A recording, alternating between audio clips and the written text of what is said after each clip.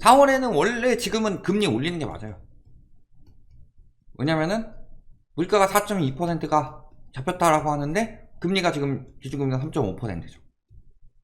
라는 것은 사실은 아직은 마이너스 금리다 라는 소리이고, 이게 또렷하게 드러나고 있는 것이 실질 소득이 빠르게 떨어지고 있다. 요거는 그냥 기사 찾아보면 많이 나옵니다. 자, 그랬을 때 작년 실질소득 감소했고 실질 국민 총소득이 감소했다. 1인당 국민소득 감소하고 있고, 이게 봤을 때 2분기 연속 실질소득 감소하고 있다. 그만큼 물가가 소득보다 빠르게 오르고 있다. 물가 잡혔다고 안심할 때가 아니라는 거죠. 그리고 이번에 물가 4.2% 나왔는데 근원물가가 4.0%가 나왔고, 이거는 3월 4.0인데 2월도 4.0이고 1월도 4.1이었죠. 1월엔 금리 올렸으니까 조금 잡힌 거고, 안 잡히는 거예요. 늘 말씀드리지만 이 물가는 유가, 식료품 가격, 이런 수입 물가 영향을 많이 받는다면 요게 그 유동성 지표라는 거죠. 문제는 더 잡히느냐 했을 때 이번에 유가, 지금 이번에 감산 이슈 떴죠. 그래서 급등하고 있다. 그리고 산유국들이 감산하게 되면은 물가 부담을 가중시킨다. 특히 우리나라는 수입 의존도가 높죠. 물론 수출 의존도도 굉장히 높지만 일단 수입 의존도가 높죠. 요거를 보시면은 수입 물가, 유가는 그냥 물가를 올리기도 하지만 수입 물가도 올리죠. 수입 물가가 올라가게 된다는 거는 지금 CPI에 영향을 준다는 거예요. 그런데 여기서 근원 물가가 좀 잡혀가고 있으면은 CPI가 좀 오르더라도 괜찮다. 그게 전반적으로 베이스가 내려가니까. 그런데 그게 안 되고 있죠. 그러니까 지금 물가 하락은요, 첫 번째 유가, 식료품값 하락이었는데 유가가 다시 튀고 있는 게 불안하다. 그 다음에 두 번째는 기저효과죠. 예를 들어서 2년 만에 물가가 10%가 올랐더라도 작년에 8% 오르고 올해 2% 오른 거랑 작년에 5% 오르고 올해 5% 오른 거랑 보면은 올해 5% 오른 게 똑같아 보이지만 2년 전이랑 비교하면 똑같이 10%예요. 근데 작년에 8% 올랐으니까 올해 2% 오른다. 이게 기저효과죠. 근데 작년에 너무 많이 올랐죠. 그러니까 이제 슬슬 기저효과가 나올 거예요. 왜냐면 작년 초에는 금리가 그렇게 높지 않았고 중반 넘어가면서 점점 더 빨리 올렸기 때문에. 그러니까 이런 것들이 문제였던 건데 이제 핑계를 대겠죠. SVB, 실리콘밸리 뱅크가 터졌으니까 경제 불확실성이 커졌다. 따라서 동결하겠다. 이런 핑계를 댈 수도 있다는 거죠. 그러니까 언론에서도 금리 동결 의견을 물가 잡혔다, 4월에 금리 동결 힘이 실렸다, 자꾸 이런 식으로 이야기를 하는데 슬금슬금 환율이 다시 튈 기미가 보이고 있죠. 환율도 슬금슬금 다시 튈 기미가 보이고 있고, 핵심적으로 지금 물가 예상대로 갔는데 지금 유가 튀었다. 그러니까 지금 이번에는 동결하려고 많이 힘을 써놨어요. 첫 번째 실리콘밸리 불확실성, 그 다음에 두 번째 물가가 잘 나왔다, 제대로 나왔다, 예측대로 나왔다. 물가가 예측대로 나왔는데 왜 금리를 안 올려요?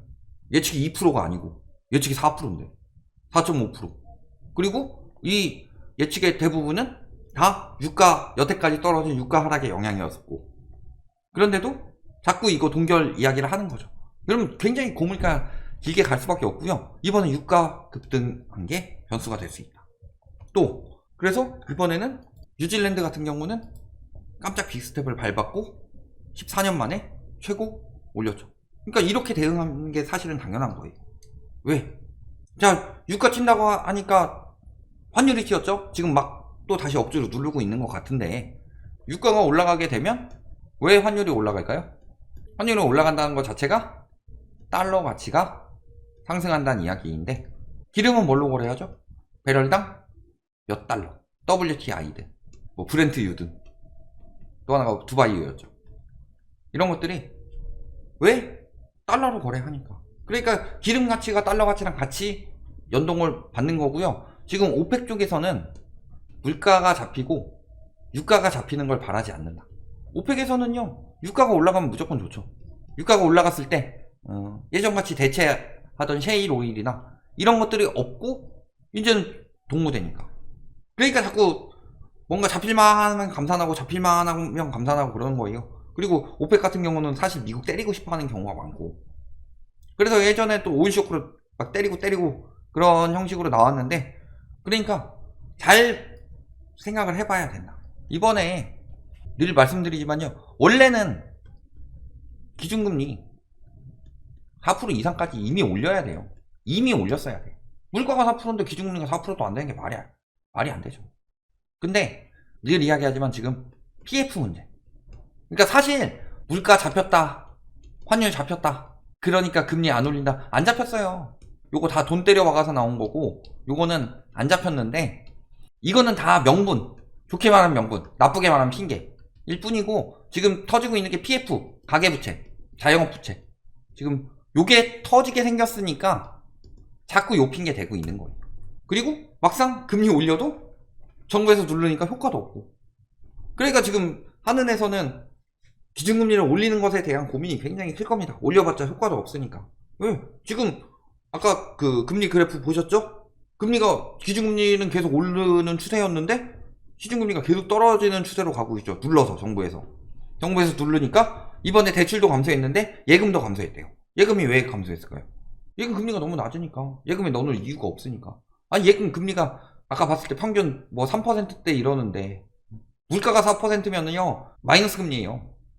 예금 금리가 평균이 3.5인데 물가가 4.2예요. 원래 예금 금리가 물가보다 높아야지 물가가 잡히는 거예요. 물가가 안 잡히죠. 왜 잡히다가 어느 순간에 지금 막 근원 물가 멈추는 느낌이 날까요? 눌러놓으니까 그런 거지. 그러니까 이번에 뭐 한 거예요?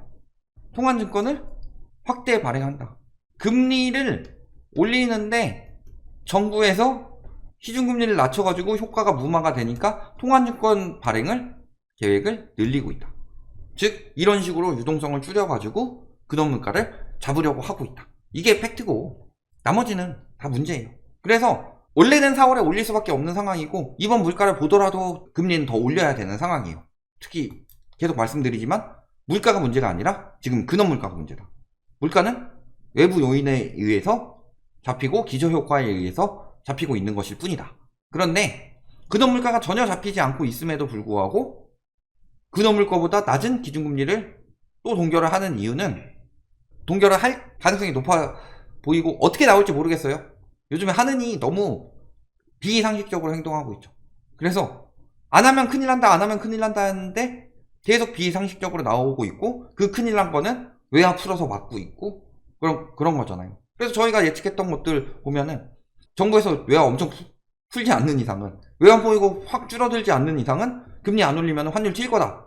근데 외환 보유고로 확 줄였고 환율 안 튀게 만들었고, 그 다음에 물가 전혀 안 잡힌다, 근원 물가 전혀 안 잡힌다, 근원 물가 전혀 안 잡히고 있죠. 이런 것들 다 드러나고 있어요. 올려야 돼요. 올려야 되는 게 확실한데 핑계가 많아진 거죠. 그래서 저런 핑계들로 이번에 또 실리콘밸리 뱅크 터졌으니까 요것을 핑계로 안 올릴 가능성은 높아 보입니다. 지금 원래 저런 기사들이 떴을 때 올릴 거라면은 이창용 총재가 나와가지고 그런 기대감 하지 말아라 하면서 한마디 해줄 때도 됐는데 안 하고 있죠. 그런 이야기가 전혀 안 나오고 있다는 것 자체는, 일단은 유가 추이를 좀 보고 유가가 너무 많이 튄다 싶으면은 금리 인상 이야기가 나올 거고, 아니라면은 동결 가능성이 높아 보이긴 합니다. 다만 늘 말씀드리지만 지금은 금리 동결이 좋은 신호가 아니다. 왜냐면 결국에는 물가가 눈에 띄게 잡혀가지고 이제 물가가 안정되었다 했을 때 금리 인하가 들어가기 시작하든가, 아니면은 경제 위기가 터졌다 했을 때 금리 인하가 들어가기 시작할 건데, 그러면은 금리 인하 시기는 계속 미뤄지는 거예요. 아니면 너무 위험해서 못 내리는 거라서 터지면 물가 잡히죠. 통화승수 떨어지니까. 그런데 그렇게 물가가 잡히고 금리가 인하가 됐을 때는 아무리 무슨 정책을 쓰더라도 경기가 침체됐기 때문에 그러면 집값 올라요 이런 소리는 말도 안 되는 헛소리이다. 이런 것들이 드러날 거고 별 이야기 없어요. 안 올리면은 장기화된다. 이게 핵심이다. 이렇게 보시면 됩니다.